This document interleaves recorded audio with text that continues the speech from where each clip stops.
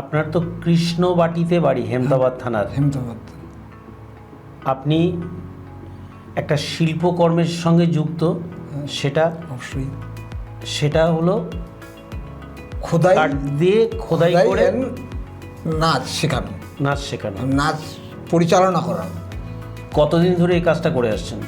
এটা আমার 74 সাল থেকে, 1974 সালে। 1974। এখন এই মুহূর্তে আপনার বয়স কত? এখন 67 আসছে। 67 বছর। বেশ। আপনার বাড়ি থেকে এই কাজে কেউ জড়িত ছিলেন না আপনি না প্রথম? না, এটা আমি একটা ব্যতিক্রম হয়ে গেলাম। মানে আমার এই কাজটা বংশানুক্রম, কেউ বা কারা না করলে এটাকে কেউ ছয় না পর্যন্ত। কিন্তু আমি একটা ব্যতিক্রম হলাম এই কারণেই যে আমি যখন এই মুখোশ কালেকশন, জাদুঘরে মুখোশ কালেকশন করতে গিয়ে দেখলাম যেটা মুখোশটা পাওয়া দুর্লভ। তখন এমন একটা সময় ছিল, হ্যাঁ। কিন্তু ওই আমি জিনাকে এই গুরু হিসাবে ব্যবহার করছি, জিনার দেখে আমি শিখেছি। ভুবন মহন্ত, হ্যাঁ, উনি প্রয়াত, ওনাকে আমি গুরু হিসাবেই ব্যবহার করছি, কারণ ওনার দেখে আমি কিন্তু এই জিনিসটা শিখেছি। ওনার কাছে বানাতে দিলাম, উনি লাঙ্গলের কাজ করতো, লাঙ্গল মারতো, দোতরা বানাতো। হ্যাঁ, দেখা গেল উনি একটা মুখোশ 15 দিন 1 মাস লাগিয়ে দিচ্ছে। আমি যে এটা কোনো জিনিস হলো? আমার একটা বিবেক বলছে যে এটা কোনো জিনিস হলো, হ্যাঁ, যে তৈরি করতে এত সময় লাগে। তখন আমি আমার জেঠার একটা ওই জ্বালানি হিসাবে কাঠ ব্যবহার করি আমরা, ওই লগ ছিল ছোট, ওইখান থেকে একটা প্রথম মুখোশ বাইর করলাম খুঁড়ে। কি খড়, মনের দিক থেকে বানালাম খড় দূষণ, রামায়ণের পালার খড় দূষণ। খড় কীরকম? রাগান্বিত হবে, রাবণের বংশধর তারা। কিন্তু কীরকম হবে? হ্যাঁ, রাগান্বিত হলে দাঁত কাপটি মেরে মুখোশটাকে তৈরি করা হলো। কিন্তু ওইটাকে রং করে রেখে দিলাম ঘরে। ওইটাই জেলায় প্রথম পুরস্কার পেল, আবার ওইটাই প্রথম জীবনে প্রথম স্টেটে পুরস্কার পেল। হ্যাঁ, তো অনেকেই গুঞ্জন সৃষ্টি হয়ে গেল যে শচীন কারো মুখোশ নিয়ে এসে ওনার নাম করে চালাচ্ছে এটা। তখন আমারও জিদ চেপে গেল। 1 বছর পরে আবার একটা আমার মুখোশেরই মানে একটা সিগনি ঢাল মুখোশ বড়, হ্যাঁ, ওইটাকে আবার জেলা থেকে স্টেটে দিলাম। জেলাও প্রথম পুরস্কার, ওখানেও প্রথম পুরস্কার হয়ে আসলো। দেখা গেল যে ওনাদের যে এই কনফিউশনটা ছিল যে আমি অন্যের জিনিস এনে আমি কম্পিটিশনে দিচ্ছি, তাতে দূর হলো। কিন্তু আমি আর 2 বছর আবার দিলাম না। কিন্তু স্যার, আমাদের জেলা শিল্পকেন্দ্র থেকে ম্যানেজার বলছে যে না, ও দেন না, আরেকটা দেখি। তখন ওইটা আমার 10 মণ্ডল আবন ছিল, যেটা বর্তমানে লন্ডন মিউজিয়ামে 4 ফিট বাই 2 ইঞ্চি মুখোশটা। এই মুখোশটা তখন ওখানে বিশেষ পুরস্কার পেল আমাদের রাজ্যে। তো বিশেষ পুরস্কারে পেয়ে দাম বিক্রিটা দিতে হয় যে কত মূল্য, তখন 1500, ভ্যালুটা কম ছিল। 1500 পারচেস করে কার্পস কাউন্সিলের ভদ্রমহিলা সিদ্ধার্থ শঙ্কর রায়ের কাকি শাশুড়ি, উনি এটা পারচেস করে লন্ডনে পাচার করলো। ওখানে খুব সুনাম পেল। এবং কি আমার দুর্ভাগ্য, যিনি আমাকে মানে এই যে রায়গঞ্জ ইউনিভার্সিটির অধ্যাপক শিশির মজুমদার, উনি পরিচালনা করছিলেন আমাকে। তো ওনার একটু হিংসা হলো যে আমি লন্ডন যেতে পারবো না, তো শচীনকে ও লন্ডন পাঠালে তো ও তো লঙ্কায় চলে গেল। হ্যাঁ, সেহেতু আমার ভাগ্যে জুটলো না। মানে উনি বললো না খবরটা যে উনি যেতে পারবে না, এই সব কী ব্যাপার। ভিসাটা পর্যন্ত ক্যান্সেল করে এই রুবি পাল চৌধুরী করে উনি তখন আমাকে চুরুঙ্গিতে যখন এক্সপো হলো ওইখানে দেখা পেল। তো আমাকে যে গালিগালাজ করেছিল উনি, তো ভাষায় প্রকাশ নেই। মানে এটা আমার দুর্ভাগ্য বলা ছিল। আমি যে নিজে, আপনি কী বলছেন, আমি কিছুই বুঝতেছি না। হ্যাঁ, উনি, আমি যত বলছি তত উনি মানে কি হচ্ছে, তখন আমি পরিষ্কার বলি আমি কিছুই জানি না। বলছি তুমি জানো না যে লন্ডন তোমার জন্য ভিসা করা হলো, সব কিছু পাসপোর্ট সব বের করে নিলাম, আর তুমি বলে যাবে না, তোমার অবজেকশন।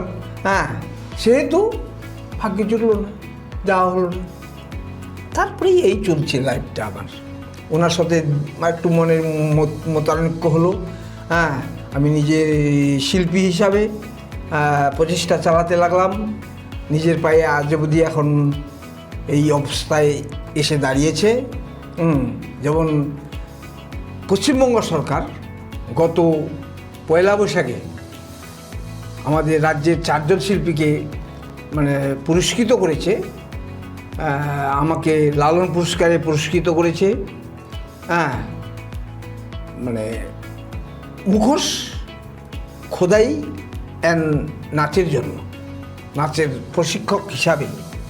এই এখন প্রশ্ন হচ্ছে যে আমি চাইছি যে আমার প্রজন্ম, মানে আমি চলে গেলে আমার ছেলে পেলে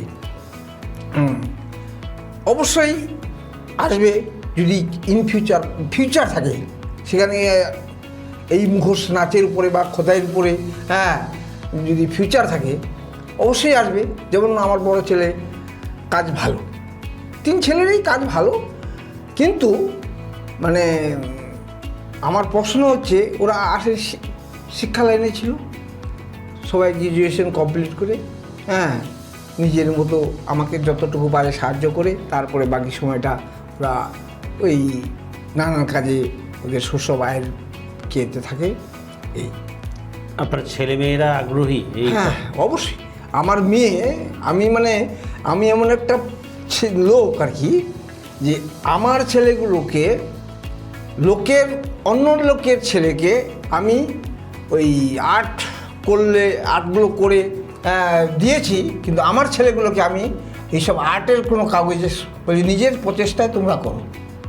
হ্যাঁ, নিজের প্রচেষ্টায় তোমরা করো, তাহলে নিজের বাইরে তোমরা নিজে দাঁড়িয়ে যেতে পারবে। যেমন আমার মেয়ে, হ্যাঁ, আমাকেই তারা মানে পস্তাতে হচ্ছে, শিব পার্বতীর 2টো মুখ আর্ট করেছে, মানে হুবহু, মানে আমি ওই ফটোটা দেখলে আমার মনে হয় যে আমিও অপারগ। তাহলে সেই আমার মেয়ের ভিতরে প্রভাব আছে আর্টের। হ্যাঁ, এই হচ্ছে মানে শিল্প প্রতিভা আপনার পরিবারে আছে, অলরেডি ঢুকে গেছে। ভালো। আপনার এই পর্যন্ত কতগুলো পুরস্কার হয়েছে প্রাপ্তি? পুরস্কার এমনি তো সার্টিফিকেটের হিসাবটা দেওয়া যাবে না। অসংখ্য অগণিত পুরস্কার পেয়েছেন। এটা আপনাকে এই 67 বছর বয়সে কতটা প্রেরণা দেয়? অনেকটা, যার জন্য আমি বেকার, মানে শিক্ষিত বেকার হিসাবে একজন সার্ভিস হোল্ডারের থেকে অনেক মানে মজাদার করে বেঁচে আছি। মানে অনেকটা লোকের কাছে, যেমন আজকে আমাদের এই যে অনুষ্ঠানটা করতে এলাম, তাতে যে প্রেরণাটা পেলাম যে মানুষ 2 দিন বেঁচে থাকার, আরও 2 দিন বেঁচে থাকার ফেলে দিল, আমাদের ফেলে দিল। এই যে আপনার শিল্পকর্ম, আপনি বলছেন যে রাবণের 10খানা মুখ আপনার তৈরি করা, ওই কাঠের রাবণের মাথা, 10খানা মাথা, সেটা লন্ডনের মিউজিয়ামে রয়েছে। কিন্তু আপনি হয়তোবা সেই পরিচিতিটা পেলেন না। আপনার কি মনে উৎসাহ যোগায়? না, আমি পরিচিতি পেয়েছি। কীরকম করে, যে আমাদের পার্বতীর মাঠে যে বইমেলাটা হয়েছিল, সেখানে জানা অজানা বইতে পরিষ্কার ওই বইতে ছিল যে ভারতের কোন শিল্পীর জিনিস লন্ডন মিউজিয়ামে আছে। সেটা আমার নাম, আমার এক নাতি, হ্যাঁ, ভাস্তার ছেলে, এখন উনি ও SDO, হ্যাঁ, ওরা বলে ধন্য আমাদের ভাগ্য যে জানা অজানা বইতে আমরা দাদুর নামটা দেখতে পেলাম। এই যে একটা সাধুবাদ, এটা সাধুবাদই বলা চলে। এই আপনার উত্তরসূরি হিসেবে 3টে ছেলে বললেন, তাই তো? হ্যাঁ, 2টো ছেলে, একটা মেয়ে। বেশ, 3টে সন্তান। 3টে সন্তান। কাকে উত্তরসূরি হিসেবে বেছে রেখেছেন? মানে কে এই কাজটা করবে? বড় ছেলেকে।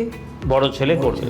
তিনি কি অন্য পেশার সঙ্গে যুক্ত না? হ্যাঁ, অন্য পেশার সঙ্গেই যুক্ত যুক্ত, আছে, কিন্তু আপনার এই কাজটাকে ভালোবাসেন তারা। ভালোবাসে। আপনার ছোটটাও ওই রাবণের যে মাথাটা, হ্যাঁ। সেটা কতদিন লেগেছিল তৈরি করতে?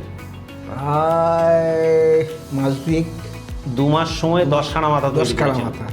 মানে আপনি যে গুরুদেবের কাছে কাজটা শিখেছিলেন, তিনি প্রয়াত হয়েছেন, কিন্তু তিনি কাজটা করতে গিয়ে এক নাঙল তৈরি করতে গিয়ে প্রায় 2 মাস কাটিয়ে দিয়েছিলেন, কিন্তু পরবর্তীতে আপনি দেখেছিলেন যে এত সময় লাগার কথা নয়। মানে ওই একটা একাগ্রতা বা জেদ থেকেই আপনাকে এই কাজটা করতে আগ্রহী করে চলেছে। আরেকটা আবার কি ওখানে মানে মানে বর্তমান জগতে মানে একটা জিনিস আমাকে শিক্ষা দিয়েছে প্রচণ্ডভাবে, যে কিছু জানতে গেলে কোনো ব্যক্তির কাছে যে রং কী করে করানো যায়, কি দিয়ে রংটা হয়, কোন রং কি হয়, হ্যাঁ, এটা কিন্তু কোনো গুরুদেব আমাকে শেখালো না। কিন্তু দেখা যাচ্ছে যখন এই রঙগুলো করি, এক একটা স্পট চলে আসে, তাতে বলি এটা কী করে এলো, এটা কী করে এলো, এই যে একটা আমার প্রতিভা, এটাই আমাকে শিক্ষাদান দিয়ে বর্তমানে রেখেছে। যেমন ফার্নিচারের রং থেকে আরম্ভ করে, আমার মুখোশের রং থেকে আরম্ভ করে সবগুলো আমার কেলি থেকে পড়ে। বেশ, আপনার এই যে রং কেনার খরচ বা কাঠের একটা আকৃতি, অন্য আকৃতির কাঠকে আপনি একটা সুন্দর রূপ দিচ্ছেন, এটা করতে যে পয়সাটা লাগে, সেই পয়সার যোগানটা কে দেয়? যোগান আমার বাবা একটু সৎ ব্যক্তি ছিল, উনি সাহস দিত, এই কর না বেটা কর, দেখা যাবে জীবনে কি আছে। এই যে একটা সৎ সাহস, এই সাহসটাই আমাকে বাঁচিয়ে রেখেছে। ভালো। তো আপনার বাবা কি জীবিত আছেন? না না না, আমার বাবা প্রায় 30 বছর আগে মারা গেছেন, কিন্তু সেই সময় যে কানে মন্ত্রণাটা দিয়ে গেছিলেন যে তুমি কাজটা এগিয়ে যাও, সেটা এখনো চালিয়ে যাচ্ছে 67 বছর বয়সে। হ্যাঁ। তো আপনার এটা কি মনে হয় যে আগামী দিনে এই পেশা থেকে, এই শিল্পকর্মকে পেশা হিসেবে কেউ বেছে নিতে পারবেন? অবশ্যই অবশ্যই। পেশা করলে তো একটা সার্ভিস থেকেও বেশি পয়সাটা সে পাবে, কিন্তু তার পিছনে আমার এই যেমন উত্তর দিনাজপুরে সাংবাদিক হোক, এই টিভি চ্যানেলগুলো হোক, তাতে যদি একটু আমাদের এই শিল্পকলাকারটাকে, শিল্পীদেরকে একটু একতলায় থেকে দোতলায় তুলে দেয়, এই যে একটু তোলানোর যে প্রসিডিউরটা, তাহলে বোধহয় আশা করি যে কোনো শিল্পী বর্তমানে ও এই জগতে বেঁচে থাকবে, এই কম্পিটিশন বাজারেও বেঁচে থাকবে। আপনি জেলা তথ্য কেন্দ্র বা জেলা শিল্প কেন্দ্র থেকে কতটা সহযোগিতা পাচ্ছেন? এই যে জেলার শিল্প থেকে আর জেলা তথ্য অফিস থেকে, হ্যাঁ, মানে সাহায্য বলতে এই এখানে সেখানে প্রোগ্রামগুলো দেওয়া, যেমন এই জেলার আমি একটা গর্ব করে বলি, যত বাইরের প্রোগ্রাম আমার জেলার, হ্যাঁ, কলকাতায় হোক, শিলিগুড়ি হোক, যতই ভালো জায়গাগুলোতে হোক, সচিন সরকার ছাড়া প্রোগ্রাম এখনও অবধি দেয়নি, এটা আবার জোর গলা। বেশ, সচিন সরকারকে লোকে শিল্পী এবং শিল্প প্রতিভা তার মধ্যে রয়েছে, এমন কিছু গানের অনুষ্ঠান আপনি করেছেন, নাচ গানের অনুষ্ঠান, সেগুলো কতগুলো এবং পালাগুলোর নাম কি? এইখানেই তো বলা মুশকিল। আমার অনেকগুলো পালা আছে, যেমন খন আমরা করেছি, হ্যাঁ, খনেও একটা টিভি চ্যানেলের কি আছে, মানে এখনও চাইলে প্রোগ্রামটা আসে, হ্যাঁ। তো মায়াবন্ধু কি, হালুয়া হালুয়ানি, এই যে শিক্ষিত বইয়ের গুজুয়া ভাতার, মানে ওই অন্ধকার, এই সাক্ষরতা, হ্যাঁ, অনেকগুলো পালা করা আছে। মানে যুগোপযোগী অনুষ্ঠানও করেন, সেই সঙ্গে আবার রসিকতামূলক অনুষ্ঠানও আপনার রয়েছে। করেছি। তো এই জিনিসটা আপনি কতদিন চালিয়ে যেতে চান? যতদিন বেঁচে থাকবো, যতদিন আমি চলতে পারবো ততদিনই আমি চালাতে থাকবো, এটা আশা রাখি আর কি। আচ্ছা, এই যে কাঠ থেকে খোদাই করে আপনি যে শিল্পকর্মগুলোর জন্ম দেন, সেটা করতে গিয়ে কখনো দুর্ঘটনার কবলে পড়েছেন? না না না, ওই কেটে যায়, মানে হয়তো একদিনে 4খানা 5খানা কেটে গেল, যায়, এটা বলা মানে মানে রাখি না, বলতে মানে কোনো বাধাই নেই। তার মানে একটু সাবধানতার মধ্যে দিয়ে চলতে হয় আর কি। আচ্ছা, পরবর্তীতে ভুগতেও হয় এবং ভুগতেও হয়, ডাক্তারবাবুর চিকিৎসার অধীনেও যেতে হয়, শরণাপন্নও হতে হয়। যেতে হয়। তো আপনার এই শিল্পকর্ম বেঁচে থাকুক, আপনি দীর্ঘজীবী হন, এমনটাই কামনা টাইমস 14 বাংলার তরফে। আচ্ছা। নমস্কার। নমস্কার।